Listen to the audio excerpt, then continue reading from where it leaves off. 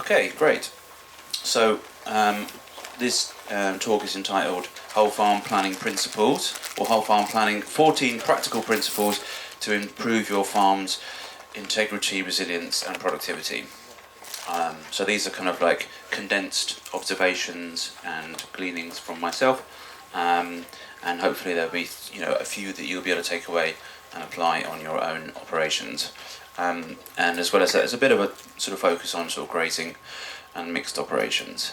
But yeah, we should get into it.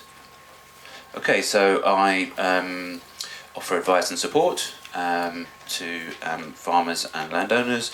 I also deliver training, so I'm an educator, and this work is part of the framework that I work through, basically. So what we're going to look at, fields, boundaries, hedges, trees, fences, water, access and structures. Basically that's what's kind of summarised in these 4 principles. So the first principle that we're looking at today is homogeneity in fields, or in other words, ensure uniformity of conditions within paddocks. So subdivide or redraw field boundaries based on slope, aspect, vegetation, and let's see what it looks like. Okay. So you might have sort of very rushy areas, for example, in paddocks that might stretch across 2 different paddocks. So we're going to want to separate those out, for example, into two different management areas.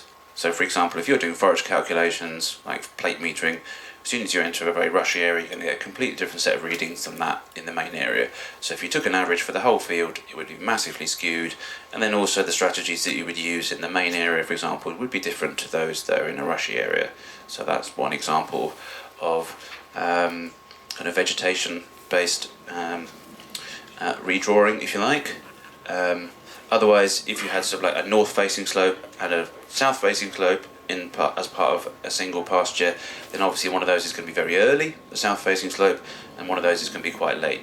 So you wouldn't want to be grazing right over the hill, basically. So first of all, we want to be dividing up our paddocks to be logical, because that's going to then read throughout our management and our layout of the farm. Okay, so the next one then is to manage hedges for maximum benefit, maximum functional benefit, basically. So we're allowing hedges to grow up to provide shelter and biodiversity, and also we could potentially be coppicing for biomass, basically, as opposed to just flailing and it being a sort of a cost, if you like. So benefits include things like browse, as well as shelter and habitat, and this idea of edge effect, that where you have trees, for example, rows of trees, there are soil organisms that are associating with those trees, and where the edge of the hedge, well, the hedge meets the field, for example, those different organisms will interact, basically. Other than that, the kind of functions that we probably don't need from hedges anymore is stock proofing, but certainly they can provide that function, but we've got other options. So we're looking for low maintenance throughout. So here's 2 examples of hedges. Which of these is giving us max function? Well, I would say the one on the left is, and the one on the right is basically just, a hobby, if you like. So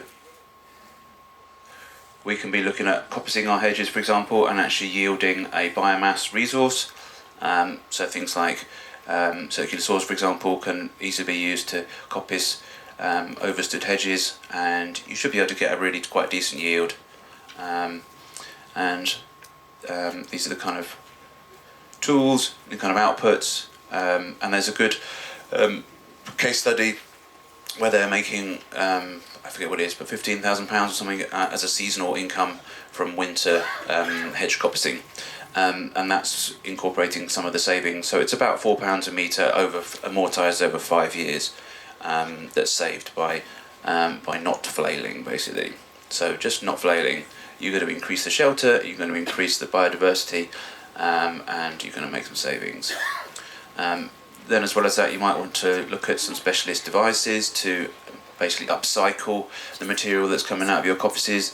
And here's an example here, the branch logger, and it basically takes pole wood, so anything up to maybe 6 inches of diameter, and it then basically billets it into these little chunks basically, and you can either bag it into net sacks or into tote bags and season them in that, and you've got another saleable fuel wood resource there. But obviously you can also be chipping up the brash, for example, and using that as bedding.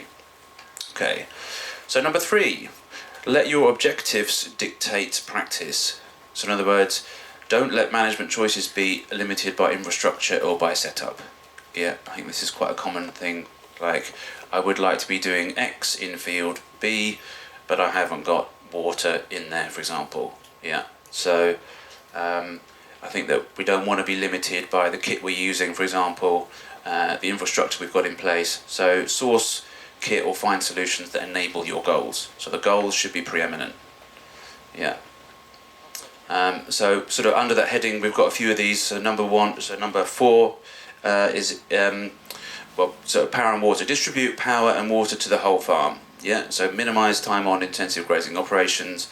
Deliver mains electric fence around the farm, and pressurised water. So what I am suggesting basically, the optimum would be to be supplying mains electric fence supply around the whole farm on above ground shielded cable on posts, for example, and for your pressurised water lines to follow that. So we've got a few examples here.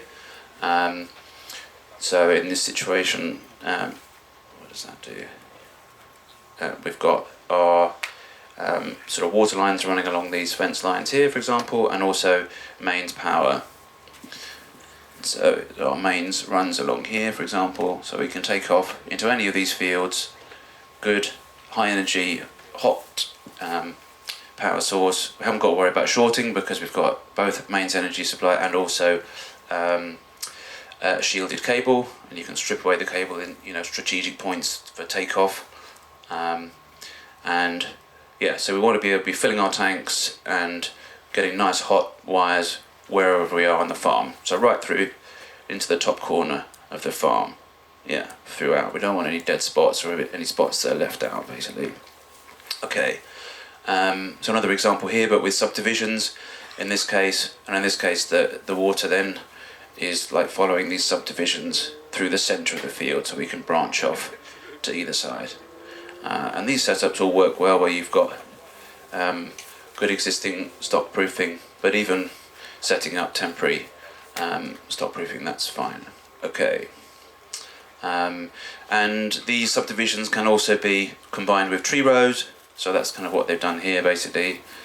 So we've got sort of 1, 2, 3, 4 tree rows that have been incorporated into the interior of these fields, and then sort of electric fencing, high tensile electric fencing surrounding them. Another thing that's worth mentioning on here is they've got switches, inline sort of main switches, so you can isolate each of these branches of the farm, so you're not sending power to parts of the farm that aren't in use basically. So just electrify the sections of the farm where you have the stock. Okay, so the next one is to invest in flexible rather than redundant or dormant infrastructure. So the idea is that we're reducing capital costs whilst facilitating adaptive management. That's the kind of take home. So I think this is a really good example basically. Water troughs and stock fencing, I mean they basically lie dormant for 8 months of the year, and throughout the rest of the time they're rotting, rusting and depreciating. Yeah, and it's the same with housing basically, and I think this is one of the major issues in farming. We've got a lot of capital tied up in what is largely redundant infrastructure. It can be very convenient, but there's a lot of time that is lying dormant. And here's another good example of that. Put a new hedge planting, and then probably because the RPA said you had to, but yeah, there's your kind of like double fencing. So there's a lot of redundant infrastructure there basically that has had to be paid for and will then need to be replaced. So we want to move away from that to devices like this basically. So we're flexible, mobile, low cost. So we want to be moving the fences with the animals rather than moving the animals to the fences, if you like. So we've just got sort of 1 or 2 fences that are very quick to run in and run out, basically, and that thereby saving a lot of money and a lot of sort of capital, basically. And we can be taking that further and incorporating things like these timed gates, for example. So this is the Gallagher tumble wheel here, for example, so that's very quick to move. You just unclip it at one end and walk it along, and that's the move done. It stays hot throughout the whole time. And then this is a timed gate, for example. So there's good examples of people now moving animals multiple times a day. So you can go out in the morning and set up enough fencing for, let's say 4 or 5 moves, and each of the intermediate moves is handled by a timed gate, basically. So there's no sort of hindrance in terms of equipment now for us to be moving it to higher stock rate, higher stocking densities, for example, and achieving our sort of utilization rates and residual objectives. Okay. So more examples here. It doesn't, these kind of like troughs, they don't need to be sort of fancy bought ones, although I definitely do like the Kiwi Tech drag troughs. They are very good. But here's an example, I think, from Martin Howard's farm. Not sure if he's here, but he's a good man to talk to. And then otherwise things like those Plasson connectors at the top, quick coupling devices, just push them in and that's it, and the water then runs. So all of these types of solutions, they shave off a few minutes on the handling or the moving or the provisioning, and that adds up basically if it's a frequent task. So and this is the Kiwi Tech drag trough.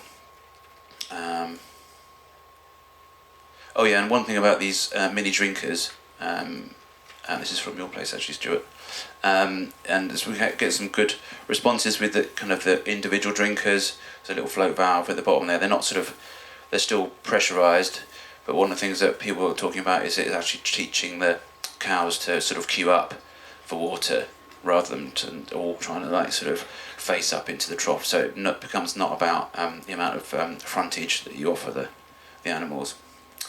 Okay, so another example would be things like bale corrals. So rather than lots of again redundant barns and that kind of thing, we can basically just stack our bales strategically in sort of L shapes or U shapes, for example, and create sheltered areas from which you can then basically feed out animals over winter, and basically sort of take down the bales and offer them to them in situ. So I think that's another strategy that works well on that front. So what's the next one? So access and movement. So streamlining access and provisioning on farm. So minimise time spent on chores, facilitating frequent execution. Yeah, and I think one of the big things around frequent tasks is the journey times from A to B, and a lot of that will be spent on opening and closing gates, basically, and crossing fences. Yeah, so we want to be moving to drive over fences and gates and bungee gates and that kind of thing. So, adapting quads, modifying quads, for example, or adopting sort of like a bungee gate type solution for your internal gates means that you never have to get off the quad. You don't even really have to slow down massively. You certainly don't have to get up, get off, get open, get off, drive through, all that stuff basically. So for all the internal movement, then we want to be moving to drive over solutions basically. And it doesn't have to be fancy, just even like a piece of polypipe or 50mm polypipe fixed on the underside of a quad does the job admirably. Okay, so the next thing we want to be doing is to be introducing structural diversity on the farm.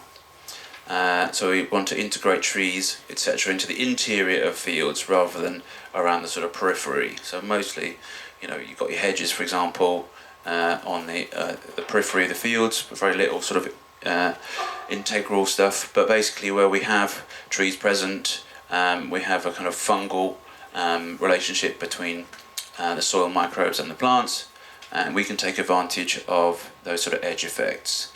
And the way that we sort of lay out this structural diversity can be in different ways. It can be sort of rows or blocks or kind of sort of more patchy kind of layouts. But basically, the key sort of interactions we're looking at is that trees associate with different types of mycorrhizal fungi than grasses do, for example. So where you have trees and grasses sort of next to each other or in proximity, you have the overlap of the different types of mycorrhizal fungi, in this case ectomycorrhizae.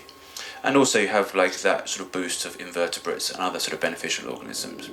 So we want to move from peripheral to integral as layouts. And it could be something sort of, really quite